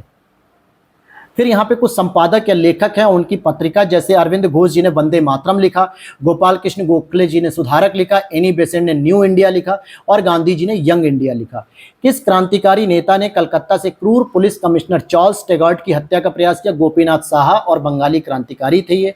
फिर यहाँ पे कुछ काल क्रमानुसार हैं, जैसे दांडी यात्रा 12 मार्च 1930 को हुई, गांधी इरविन समझौता 5 मार्च 1931 को हुआ, सांप्रदायिक घोषणा 16 अगस्त 1932 को हुई, पूना समझौता 24 सितंबर 1932 को हुई। सविनय अवज्ञा आंदोलन की शुरुआत 12 मार्च 1930 को गांधी जी के नेतृत्व में साबरमती आश्रम से होती है। क्या लिखा है? सविनय अवज्ञा आंदोलन की शुरुआत 12 मार्च 1930 को गांधी जी के नेतृत्व में साबरमती आश्रम से होती है और गांधी जी को नमक कानून तोड़ने के विरोध में गिरफ्तार कर लिया गया था और जेल में डाला गया था। मालवीय जी, देवदास गांधी जी और के मुंशी जी को नमक कानून तोड़ने पर सजा दी गई थी। अब 2014 के मेंस को देखते हैं। कौन भारतीय राष्ट्रीय कांग्रेस की प्रथम महिला अध्यक्ष बनी थी? तो एनी बेसेंट बनी थी 1917 के कलकत्ता अधिवेशन में। लेकिन अगर सरोजनी नायडू की बात करेंगे तो ये पहली भारतीय महिला अध्यक्ष थी जो 1925 में कानपुर अधिवेशन में बनती हैं। कौन भारतीय राष्ट्रीय कांग्रेस का पहला अध्यक्ष था? तो बंबई में WC बनर्जी, व्योमेश चंद्र बनर्जी 28 दिसंबर 1885 को बनते हैं। कौन भारतीय संविधान की पांडुलेखन समिति का अध्यक्ष था? तो अंबेडकर जी, यानी जिसको हम लोग प्रारूप समिति कहते हैं, ये अध्यक्ष थे और इसमें 7 सदस्य थे। इंडियन होम रूल सोसाइटी की स्थापना 1905 में शुरू की गई थी। इसको इंडिया हाउस भी कहते हैं और श्यामजी कृष्ण वर्मा जी के द्वारा लंदन में स्थापित किया गया था। यहाँ से एक समाचार पत्र प्रकाशित होता था जिसका नाम था इंडिया सोशलिस्ट। कौन भारत का एकमात्र यहूदी वायसराय था? तो लॉर्ड रीडिंग, जो कि 1921 से 26 तक था। ब्रिटिश सरकार द्वारा लंदन में भारतीय नेताओं का प्रथम गोलमेज सम्मेलन कब बुलाया गया? 1930 12 नवंबर को। अब यहाँ पे कुछ अध्यक्ष हैं और भारतीय राष्ट्रीय कांग्रेस की सभाओं का स्थान, जैसे अबुल कलाम आजाद जी रामगढ़ में 1940 में अध्यक्ष बने थे और द्वितीय विश्व युद्ध के दौरान तक 1945 तक इनके ही द्वारा अध्यक्षता की जा रही थी। सरोजनी नायडू जी कानपुर में 1925 में बैठी थी। मोतीलाल नेहरू जी अमृतसर 1919 में। राजेंद्र प्रसाद जी बंबई में 1934 में। हालांकि आगे चल के त्रिपुरी अधिवेशन जब हुआ था 1939 में, तो वहां पर भी जब सुभाष चंद्र बोस जी ने अपना त्यागपत्र दिया पट्टाभी सीतारामैया के हारने के बाद जो विवाद हुआ, तो वहां पर भी राजेंद्र प्रसाद जी ने ही उसकी अध्यक्षता की थी। किसने सर्वप्रथम भारत में प्रथम मुस्लिम राज्य का प्रस्ताव रखा? तो मोहम्मद इकबाल जी ने रखा। ये वही मोहम्मद इकबाल है जिन्होंने इंकलाब जिंदाबाद का नारा लिखा था और इन्होंने 1930 के अखिल भारतीय मुस्लिम लीग के इलाहाबाद अधिवेशन में एक मुस्लिम राज्य के प्रस्ताव की बात की थी। यहाँ पे ध्यान देने वाली बात है कि इन्होंने कहीं पर भी पाकिस्तान शब्द का प्रयोग नहीं किया। इन्होंने कहा कि जितने भी मुस्लिम हैं उनके लिए एक अलग से राज्य बना दिया जाए, बस रहेगा भारत में ही, लेकिन एक अलग से राज्य बना दो। और इस चीज की बात जैसे ही आई, आगे चलकर रहमत अली चौधरी ने तुरंत एक पाकिस्तान शब्द का निर्माण किया कि क्यों ना हम ऐसे क्षेत्रों को मिला के एक मुस्लिम बहुल क्षेत्र वाले जो है, जैसे सिंध हो गया, कश्मीर हो गया, ये सब बलूचिस्तान वगैरह, इनको मिला के एक पाकिस्तान वर्ड बना दिया। और आगे चल के जिन्ना ने जो 1940 का कराची अधिवेशन था उसमें उन्होंने फटाक से क्या किया, अपनी मांग रख दी कि हम पाकिस्तान चाहिए हमें। कौन नेहरू की अंतरिम सरकार 1940 में वित्त मंत्री था? तो लियाकत अली थे। ये तो मुस्लिम लीग से संबंधित थे। हालांकि जब पहली बार में अंतरिम सरकार का गठन किया गया था तब मुस्लिम लीग ने इसका विरोध किया और कहा कि हम इसमें शामिल नहीं होंगे। लेकिन उसी दौरान माउंटबेटन के प्रयास से हाँ लॉर्ड माउंटबेटन ही थे, नहीं कैबिनेट मिशन था उस समय ना, तो उनके प्रयास से क्या किया गया कि किसी भी तरीके से मुस्लिम लीग को जो है कि मनाया गया कि आप अंतरिम सरकार में शामिल तो होइए, धीरे धीरे करके आपको पाकिस्तान की मांग पूरी की जाएगी या नहीं की जाएगी बाद में विचार किया जाएगा। तो बाद में जाके मुस्लिम लीग के 5 सदस्य शामिल होते हैं, जिसमें लियाकत अली को वित्त विभाग दिया जाता है। India wins freedom, Abul Kalam Azad ji थे, स्वतंत्र भारत के शिक्षा मंत्री भी बनाए गए थे। 2013 के मेंस में आप देखोगे भारत मित्र पत्रिका हिंदी में थी, राष्ट्रमाता मराठी में थी, प्रजा मित्र गुजराती में थी, नायक बंगाली में थी। अगला प्रश्न है, 1857 के प्रथम स्वाधीनता संग्राम के समय भारत का पहला गवर्नर जनरल लॉर्ड कैनिंग था, 1856 से 62 तक था। कैनिंग ने इंडियन हाई कोर्ट एक्ट द्वारा बंबई, मद्रास और कलकत्ता में एक उच्च न्यायालय की स्थापना की। 1861 में ये एक्ट आया था और 1862 में स्थापना हो गई। फिर इसके बाद 1866 में चौथा हाई कोर्ट हमारा इलाहाबाद हाई कोर्ट स्थापित किया गया। विधवा पुनर्विवाह अधिनियम 1856 के कैनिंग के कार्यकाल में ही पारित हुआ, ईश्वरचंद विद्यासागर के प्रयास से। 19वीं शताब्दी में पड़े किस अकाल को प्रकोप का समुद्र यानी कि सी ऑफ कैलेमिटी कहा जाता है? उड़ीसा का अकाल 1866 से 67 के दौरान। कौन 2 सितंबर 1946 को गठित अंतरिम सरकार में मंत्री थे? राजेंद्र प्रसाद जी थे, जवाहरलाल नेहरू जी थे और लियाकत अली जी थे। लेकिन 2 दिसंबर को नेहरू के नेतृत्व में अंतरिम सरकार की स्थापना भी कर दी गई थी। स्वराज की बात करेंगे। स्वराज शब्द का प्रयोग सर्वप्रथम किसने किया? तिलक जी ने किया था। ठीक है, ये मतलब ऑप्शन के अकॉर्डिंग दिया जा रहा है। वास्तव में तो स्वराज शब्द का प्रयोग दोस्तों दयानंद सरस्वती जी ने किया था, बिल्कुल सही बात है। लेकिन अगर देखा जाए ऑप्शन में दयानंद सरस्वती रहे ही ना तो तिलक का नाम हो जाएगा। भारतीय राष्ट्रीय कांग्रेस का कौन सा अधिवेशन की अध्यक्षता महात्मा गांधी जी ने की थी? बेलगांव अधिवेशन 1924 कर्नाटक में था और यही एकमात्र इन्होंने अधिवेशन की अध्यक्षता की थी। लाला लाजपत राय जी के जो गुरु थे, राजनीतिक गुरु कौन थे? मैजिनी थे, जो कि इटली का था। यंग इंडिया पुस्तक एम.के. गांधी जी, स्वराज टी प्रकाशम की, प्रभात एन.सी. केलकर की थी। द नेशनल हेराल्ड समाचार पत्र का प्रकाशन जवाहरलाल नेहरू जी ने 9 सितंबर 1938 को लखनऊ से किया। इसी का हिंदी संस्करण का नाम था नवजीवन और उर्दू का था कौमी आवाज। अगला प्रश्न यहाँ पे, इंडियन नेशनल कांग्रेस के किस अधिवेशन में महात्मा गांधी जी को चंपारण के किसानों की समस्याओं से अवगत कराया गया? तो लखनऊ की अधिवेशन 1916 में। और सुभाष चंद्र बोस ने स्वतंत्र भारत की अंतरिम सरकार की स्थापना की घोषणा की 21 अक्टूबर 1943 को सिंगापुर में। भारतीय राष्ट्रवाद का जनक किसे कहा था? तिलक को कहा जाता है। 2010 का री एग्जाम, हेक्टर मुनरो किससे संबंधित थे? बक्सर के युद्ध से, जो कि 22 अक्टूबर 1764 को हुआ। लॉर्ड हेस्टिंग्स आंग्ल नेपाल युद्ध से संबंधित थे। लॉर्ड वेलेस्ली चतुर्थ आंग्ल मैसूर युद्ध 1799, जिसमें टीपू सुल्तान की मृत्यु हो जाती है। और कॉर्नवालिस तृतीय आंग्ल मैसूर युद्ध 1790 से 92 में। बाबा रामचंद्र ने किसानों को संगठित किया था अवध में, और इन्होंने ही जो है कि अवध किसान सभा का गठन 1918 में किया। लेकिन आगे चल के अखिल भारतीय किसान सभा का गठन किया गया और पहला अधिवेशन लखनऊ में हुआ 11 अप्रैल 1936 में। अध्यक्ष स्वामी सहजानंद जी, महासचिव एनजी रंगा जी थे। अगला प्रश्न है आपका, किसने महाराष्ट्र में प्रार्थना समाज की स्थापना की? तो आत्माराम पांडुरंग जी ने की थी और 1867 में की थी केशव चंद्र सेन के सहयोग से बंबई में। किस गवर्नर जनरल ने भारत में दास प्रथा को समाप्त किया? तो लॉर्ड एलनबरो ने 1842 से 44 के दौरान। भारत में थियोसोफिकल सोसाइटी की सफलता मुख्यतः थी एनी बेसेंट के कारण। अडयार यानी तमिलनाडु में थियोसोफिकल सोसाइटी का अंतर्राष्ट्रीय कार्यालय था। इसका उद्देश्य था प्राच्य विधाओं का शोध और पाश्चात्य जगत में उसका प्रचार प्रसार करना। इंडिपेंडेंट लीग की स्थापना रास बिहारी बोस ने की थी 1942 में टोक्यो जापान में। रॉलेट अधिनियम 18 मार्च 1919 को आता है। रॉलेट सत्याग्रह 6 अप्रैल 1919 को हुआ। जलियांवाला बाग हत्याकांड 13 अप्रैल 1919 को हुआ। भारतीय राष्ट्रीय कांग्रेस का अमृतसर अधिवेशन 30 दिसंबर 1919 को हुआ। फिर यहीं पे गांधी जी की दांडी यात्रा 12 मार्च 1930 से शुरू होती है, जो कि 5 अप्रैल 1930 को कंप्लीट होती है और 6 अप्रैल 1930 को नमक कानून टूटता है। गांधी इरविन समझौता 5 मार्च 1931, सांप्रदायिक निर्णय 16 अगस्त 1932, पूना समझौता 24 सितंबर 1932 को हुआ। इसके बाद किसने रविन्द्रनाथ टैगोर जी को महान प्रहरी कहा था? गांधी जी ने कहा था। 1913 में गीतांजलि के लिए उनको नोबेल पुरस्कार भी दिया गया। हिंदुस्तान रिपब्लिकन संगठन यानी HRA की स्थापना कानपुर में हुई थी 1924 में, जिसमें रामप्रसाद बिस्मिल, जोगेश चटर्जी, सचिंद्रनाथ सान्याल जी थे। 1928 में आगे चल के फिरोज शाह कोटला मैदान में HSRA का गठन किया गया, यानी इसकी जो विचारधारा थी हिंदुस्तान रिपब्लिकन एसोसिएशन, उसमें एक सोशलिस्ट विचारधारा को इंक्लूड कर दिया गया, जो कि चंद्रशेखर आजाद और भगत सिंह के सहयोग से हुई। अब यहाँ पे महात्मा गांधी जी द्वारा 1922 में असहयोग आंदोलन स्थगित कर दिया गया। इस स्थगन का सीआर दास जी और मोतीलाल नेहरू जी ने विरोध किया था। कांग्रेस के बारडोली सम्मेलन 1922 में किया गया असहयोग आंदोलन का स्थगन कर दिया गया। हालांकि चौरी चौरा घटना की वजह से हुआ, जो 5 फरवरी 1922 को घटित हुई थी, और 11 फरवरी 1922 को फिर असहयोग आंदोलन को स्थगित कर दिया गया। अब हम लोग पढ़ेंगे लास्ट हमारा 2010 का मेंस का प्रश्न। होम रूल आंदोलन एनी बेसेंट ने शुरू किया। बारडोली सत्याग्रह वल्लभ भाई पटेल ने। असहयोग आंदोलन एम के गांधी जी ने। स्वराज पार्टी का निर्माण सीआर दास जी ने किया। बक्सर का युद्ध 22 अक्टूबर 1764, सहायक संधि 1798 में लॉर्ड वेलेस्ली के द्वारा शुरू की गई थी और इसके तहत हैदराबाद को सबसे पहले किया गया था, सहायक संधि में शामिल। भारत में ईस्ट इंडिया कंपनी का एकाधिकार 1833 के चार्टर अधिनियम से पूरी तरीके से समाप्त हो गया। ब्रिटिश नागरिकों और कंपनियों के लिए भारत में व्यापार को ओपन कर दिया गया था, जो कि 1813 से शुरू किया गया था, लेकिन 1833 में पूरी तरीके से खुल गया। भारत में प्रकाशित पहला समाचार पत्र बंगाल गजट था, जो कि 1780 में जेम्स अगस्टस हिक्की के द्वारा शुरू किया गया। ब्रह्म समाज की स्थापना राजा राम मोहन राय जी ने 1928 में की थी दोस्तों। भारतीय परिषद अधिनियम 1909 में लॉर्ड मिंटो के द्वारा की गई थी और भारत शासन अधिनियम 1935 में प्रांतीय स्वायत्ता थी। लखनऊ समझौता 1916 में।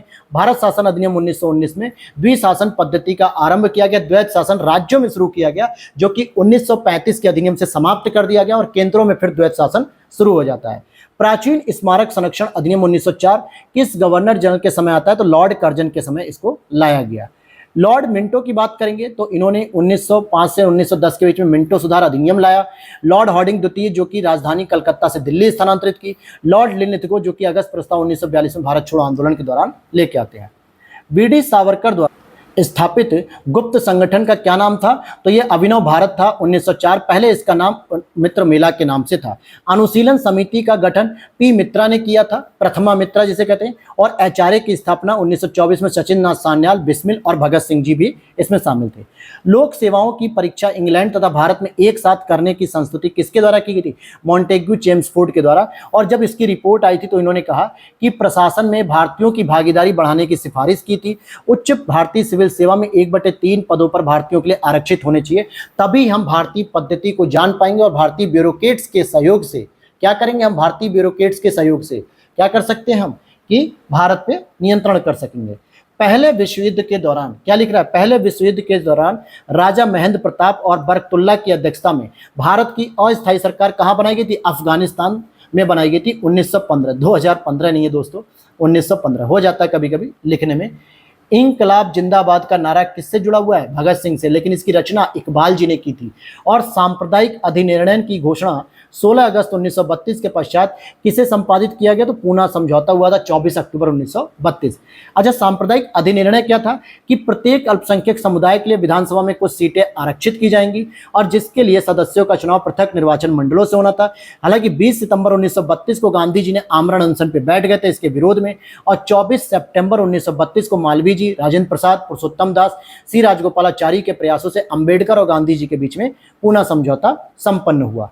लाल किले में चले मुकदमे में आजाद हिंद फौज के अधिकारियों के पक्ष में किसने वकालत की थी? तेज बहादुर सप्रू ने। हालांकि यहाँ पे वकीलों का नेतृत्व भूलाभाई देसाई जी ने किया था और समर्थक में अरुणा असफ अली जी थी। जवाहरलाल नेहरू जी ने यहाँ पे 25 साल बाद पोशाक पहनी थी, क्योंकि जब 1920 में असहयोग आंदोलन हो रहा था तो उस समय बहिष्कार की जो रणनीति थी उसमें वकालत को भी इन्होंने छोड़ दिया था और उसके बाद से कभी भी वकालत के लिए काला कोट नहीं पहना। फिर कब जाके पहना? सीधे 25 साल बाद पहना, 1945 में। कौन सा 31 दिसंबर 1929 को कांग्रेस के लाहौर अधिवेशन में पारित किया गया संकल्प था? भारत की विदेश नीति की घोषणा, पूर्ण स्वराज के लक्ष्य की घोषणा और सविनय अवज्ञा आंदोलन को प्रारंभ करने की तैयारी। तो ये 3 महत्वपूर्ण उद्देश्य भी थे और इस तरीके से आपका इकोनॉमी भी अब आपका आ रहा है और साइंस। तो ये 2 और रह गए, इकोनॉमी और साइंस, जो कि आपको बहुत इंपॉर्टेंट हेल्प करेंगे। तो वीडियो अच्छी लगी हो तो लाइक कर देना, चैनल पे पहली बार तो सब्सक्राइब कर लो, क्योंकि जल्दी ही आपको या तो कल से टेस्ट सीरीज देखने को मिलेगी। हम लोग ढे आईएएस की टेस्ट सीरीज से शुरू करेंगे और इसके बारे में डिटेल्ड वीडियो में आपको अपडेट करूंगा। तो मिलते हैं नेक्स्ट वीडियो में। Thanks for watching.